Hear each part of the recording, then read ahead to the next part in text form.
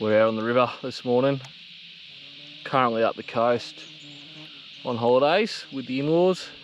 Shot out to a spot I've never fished before, got no idea what I'm doing. I've got this huge fly looking bug thing flying around me that I'm a little bit sus on, because if it bites me I reckon it's going to bloody hurt. But just done a bit of bush bashing there to get into this top end of this river system. It's not a big river in terms of its size coming in, but it looks really good here. So what we're doing is we're going to be chasing some bass.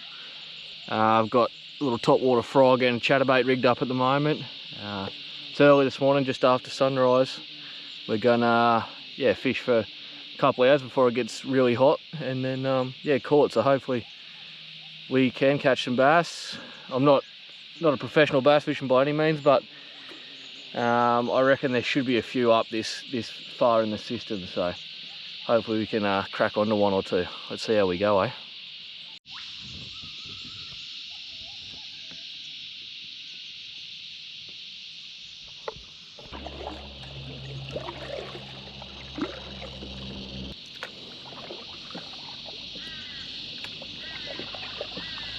Righto, so we're just going to start with the little bait junkie kicker curly frog, just on a 2-0 hook there, and we're just going to cast it up against these edges. Cicadas are starting to chirp, so it's looking pretty good. Nice snag here to start on too. Let's see if we can do a first cast spesh.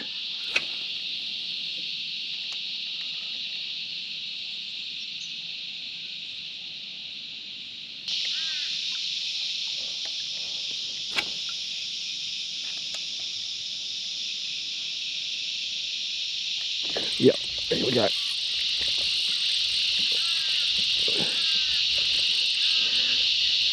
We're on the board.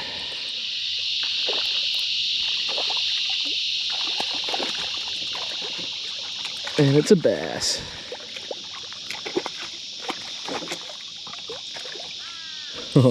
So much fun. Target species. He's not the biggest bass in the world, but he'd be 30 centimetre job. Crush that kicker girly. Best thing about these is they just pop straight back out. There we go. How good's that? Excellent.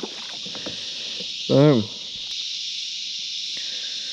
That first fish. This is the beauty of the bait junkie stuff. These frogs. I use this fish. I probably caught 20 bass on it a year ago, last time I was on the coast.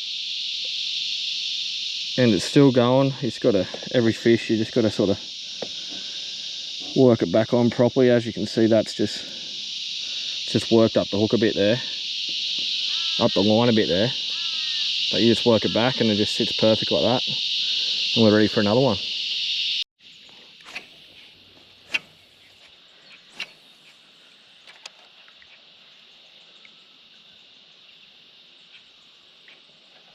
Oh geez, that was a good hit.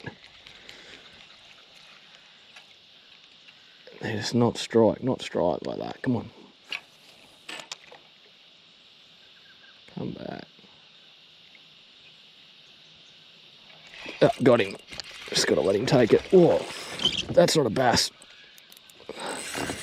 Jesus, what is that? Oh my, it's a big tailor, I think. It's definitely not a bass.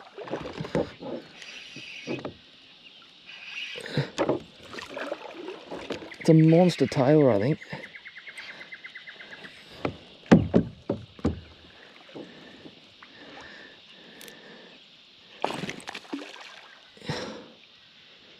No, it's a tarpon or something. It's like a big tarpon. Oh no, I'm not from this far up north. I've got no idea what is possible to be caught up here, but I know it's not a bass, and I know it's not a tailor. I think it tarpon knows how to fight anyway. I'll be completely honest. I don't know if I've caught something cool or caught a pest. Not something I've ever caught, and not something you see much of. Decent sized fish. Definitely fights hard. Look at that, it's a mad sized fish. Good sized tarpon.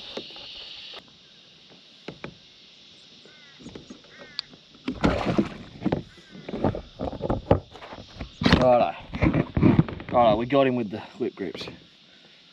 Whew, these things know how to fight. Now you tell me. Far out, man. These things, they just fight hard. Is that a cool capture or is it a pest? I've honestly got no idea. I'm going to say it's a pest because I've never really seen anyone else target them, but I don't even know what it is. I think it's a tarpon, but tarpon I say get caught in California. I know, Florida. Anyway, we're getting back. It's a pretty cool fish.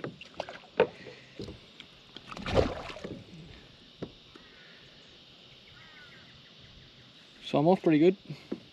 That was sick.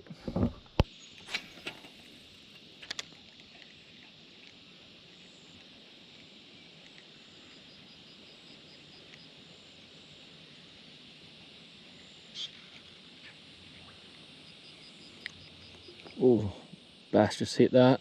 I was about to start ripping it back in. Well, at the kayak, I seen him swim off. I was going to say I thought it was a bass, but it definitely was. I actually seen it. Don't know, after that last fish, it's going to get a hit here. Oh, there's something on this again. Eat it, eat it, eat it. He's right behind it, bow waking. Oh, denied. Here we go, this is mad fishing this.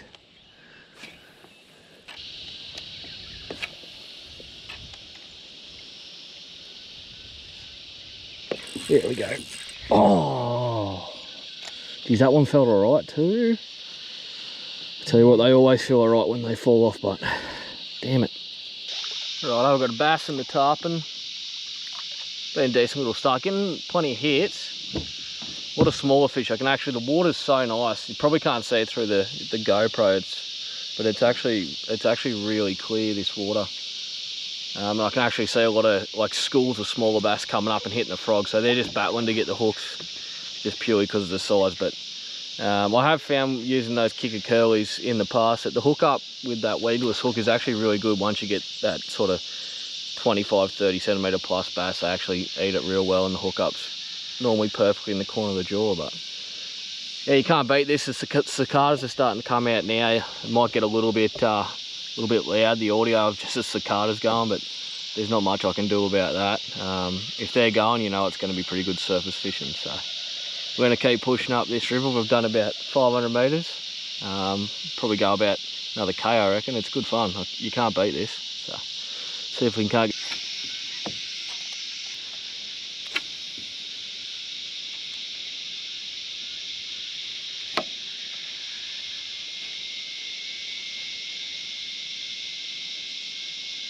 eat it, eat it. Yeah, there we go.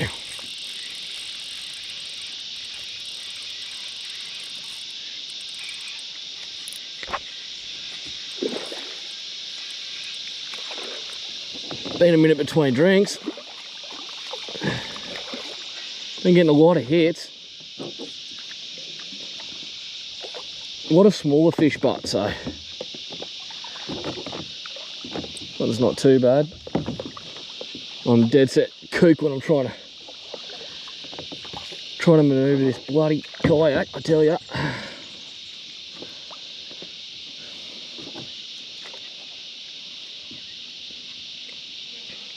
Not too bad, nothing massive.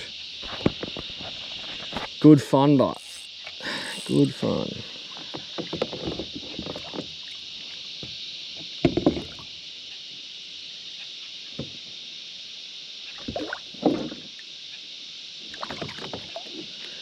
There he is.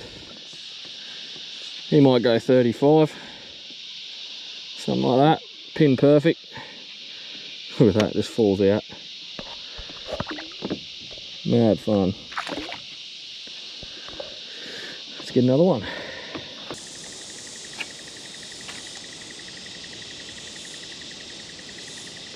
Oh, yep. Oh, that's all right. Oh, no. Ah, damn it. Oh. That was a good surface eat.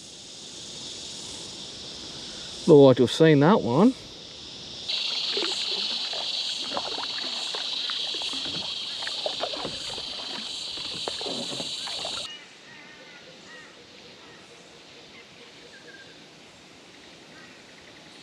Oh. Oh my God, I missed him 3 times. Just a little tip when you are using these kicker curlies or any other frog for that instance, you just got your worm hook there. So this is a TT worm hook.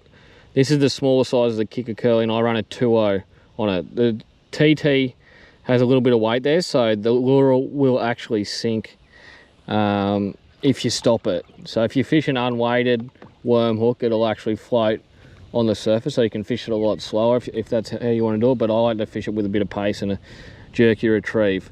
And as you can see here, one of the most important things is a little glow bead. So that's just a real small size glow bead that I put on there, and then you just put your hook back in, and what that does is it just stops that lure coming down over it, especially after you caught a few fish on the one plastic. It starts to open up that hole a bit and it'll slide down. Like you can still slide it over there, but it's a lot harder. So what will happen is that your plastic will end up running like that a lot of the time, just from the force of whipping into a long cast. It'll actually push that lure down the hook, and then it won't swim right. It'll actually twirl like that. So if you've got that glow bead there, it basically just is enough resistance to stop that happening, but it'll still allow for that hook to be exposed, and the lure will pop down once a bass actually eats the lure. So just a little tip there for when you're fishing these frogs.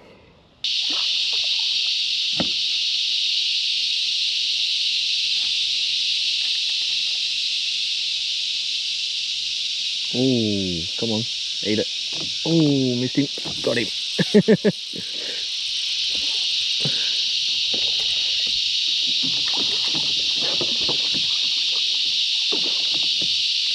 So cool. He was in pretty shallow water. I actually watched him come up and swipe at it once, hit it once, and then hooked up.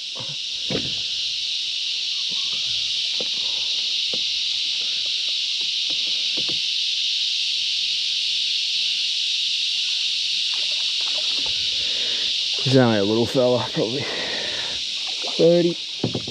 Had a few buddies come with him just then too. Look at that, another textbook hook up on the frog. Top of the jaw. Oh, he's a bit better than I thought. Low 30s, he's a nice looking fish.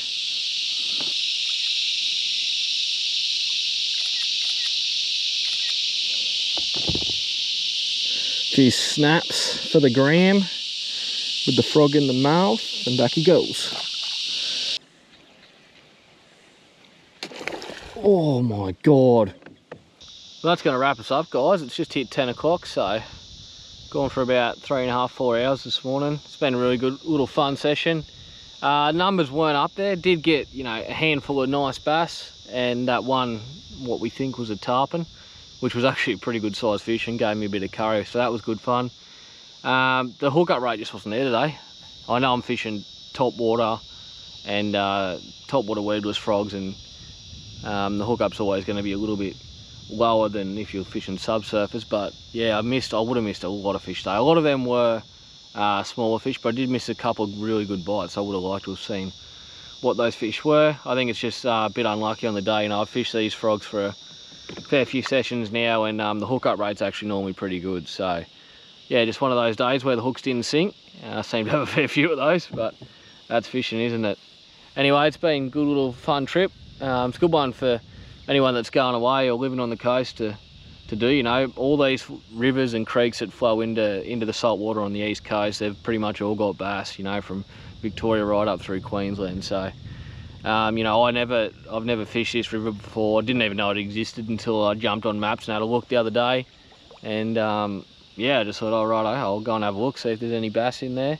Never heard of it, never seen anyone catch a fish in here before, but you know, that's what it's all about, just getting out and having a bit of a look around. And it's actually it's a Mickey Mouse spot. It's real nice, clear river, heaps of weed, which I like to fish, and then heaps of snags, overhanging snags. So, you know, I reckon if you come out here and put a whole day in, you could really rack up a fair few fish. But yeah, it's weird. We've got this overcast weather come over now. The last 2 hours have been, well, probably the last hour and a half been really slow. The cicadas are basically turned off, and yeah, the clouds come in and it's sort of it's slowed right down. Got a couple of hits, but nothing like it was earlier on this morning. So yeah, we're gonna go back now, pack up and go watch the Aussies demolish India in the cricket. Thanks for watching, crew, and I'll see you in the next one. Cheers.